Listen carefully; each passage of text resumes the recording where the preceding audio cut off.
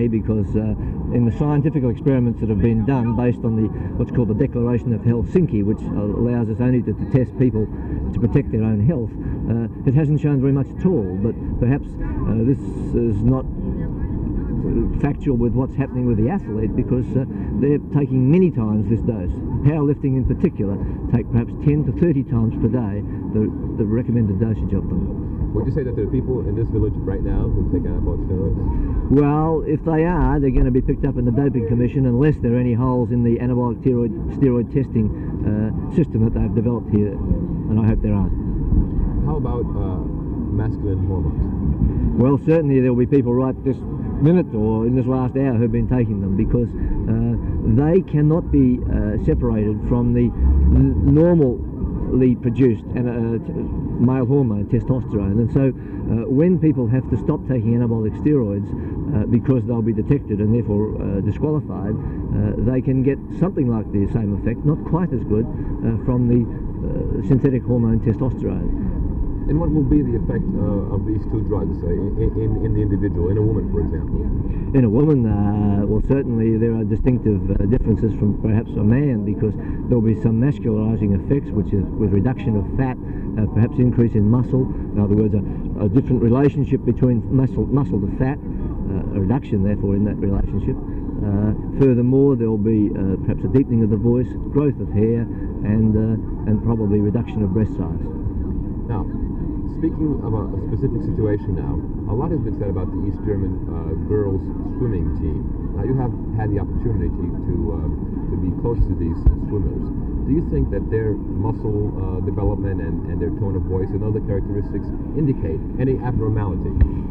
It's a difficult question, because I know some of the Germans do have basically deep voices, but so does some of the swimming team. But you can't draw any great conclusion from that. Certainly their performances in the pool, and particularly in big events, they don't seem to come up so much in other events, is rather remarkable. And I thought one or two of them at least came out of the woodwork last night in the 400 metres based on their expected performances. They just haven't been performing internationally at that sort of level, and suddenly they're up there. So, in your view, what explains the supremacy in women's swimming? I think you've got to go back to grassroots. They've had a system there which funds it very, very strongly, and with early talent identification, sports schools, special sports scholarships, the endeavour to make sport their greatest export in terms of image. But I don't know. I'd have to say one thing about the East Germans, that they are not playing the game in terms of scientific intercourse. In other words, what I mean, in terms of medicine in particular, and science also, there's a trend that if you've got a discovery, you announce it and you research it, you write it up, and the world knows about it. We don't get this out of the East Germans. They come to conferences, they don't get papers. If they do, it's 10-year-old stuff. They sit there and they listen and they go back home. And, well, maybe there's other reasons for this, I don't know, but perhaps they've got a few things up their sleeve that we don't know about. I agree. But I just can't say that.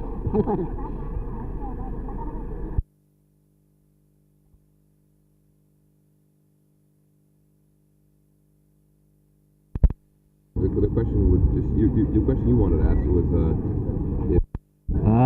we've got one bronze at the moment, and that's more than they won 4 years ago. Swimming girls, that is. You gotta get men in your swimming team, I mean, your girls swimming team, and you really win medals. Agora mesmo para fazer the 80 Olympics. Have any training techniques or methods which nobody else knows about? No, I don't think so. I don't know if they have secrets, never know. But they show very good techniques, and well, I'm sure that they use the modern methods in training and in their workouts. But we know that, I think we know that too, the Americans know that, but it's just their organization who is the most important point of all. You don't feel there's any chance of them using illegal drugs in their training? No, I think their medicals, they know a lot of what they can do as they are very young, and I'm sure they can accompany the whole road to be a big sportsman, and that's important. Very good, thank you. Okay. Jolande, do you think that you can defeat the East German swimmers? I don't know, but I hope so. You think you have a chance? Yeah. And tell me something else, Jolande. How come the Dutch women swimmers are so much prettier than the East German ones? Yeah, I don't know. Do you feel that your training as an athlete, as a swimmer, is Pera um pouquinho.